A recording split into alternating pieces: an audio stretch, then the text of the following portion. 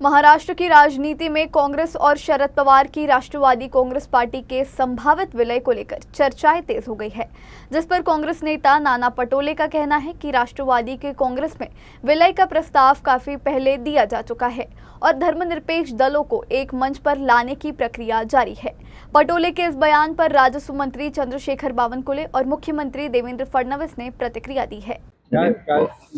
राष्ट्रवादीचं पवार साहेबांचा प्रस्ताव ऑलरेडी त्यांनी पहिलेही दिलेला होता आणि काही कारणाने तो उशीर झालेला होता।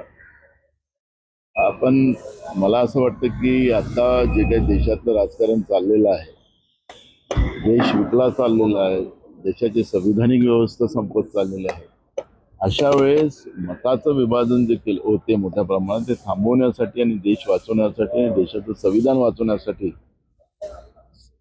जे काही सेक्युलर विचाराचे पक्ष आहेत त्यांनी सगळ्यांनी एकत्रित यावं अशा पद्धतीची एक प्रक्रिया आता देशपातळीवर सुरू झालेली आहे आणि त्याचीच प्रक्रिया आहे की तृणमूल काँग्रेस असेल, पवार साहेब असतील, हे सगळेजण त्या काँग्रेसच्या सोबत यायचा आणि विलीनीकरण करायचं असं मानसिकता आणि त्या पद्धतीचा भाव आता आपल्याला पाहायला मिळतो। मला वाटत नाही की शरद पवार साहेब किंवा सुप्रियाताई सुळे जसा निर्णय करतील, निर्णय केला तर शुभेच्छा आहे त्यांना, पण काँग्रेसचं काय त्यांचा इतिहास आला हे पवार साहेब आणि सुप्रियाताईला माहिती आहे।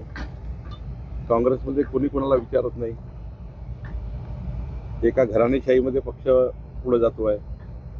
अशा पक्षामध्ये जिथे सार्वजनिक स्वरूपाने कुठलाही निर्णय होत नाही, तिथे कुठलाही कोर कमिटी किंवा त्या ठिकाणी काही पार्लमेंटरी बोर्डात निर्णय होत नाही, एकाधिकारशाही चालतं। अशा पक्षामध्ये मात्र मला असं वाटतं फार काही कोणी जाणार नाही आणि काँग्रेस पार्टी आता अशी झाली आहे तिला शेवटची घरघर लागलेली, त्यामुळे डुबत्या जहाजात मला वाटतं कोणी बसणार नाही। या विलिनीकरणाबद्दल बेगानी शादी में अब्दुल्ला दिवाना अशा पद्धतीनं जो काँग्रेसचाही नाही, जो राष्ट्रवादीचाही नाही, तो व्यक्ती बोलतो आणि मग तुम्ही सगळे विलिनीकरणावर चर्चा सुरू करता, पण हरकत नाही।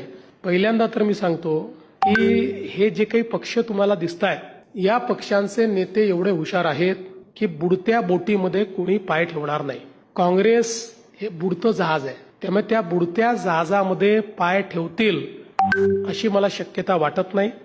तथापि राजकारणात हायपोथेटिकल बोलायचं नसतं, पण मी तुम्हाला सांगतो कोणी पाय ठेवला तर त्याचा आम्हाला फायदा आहे, आम्हाला नुकसान नाही।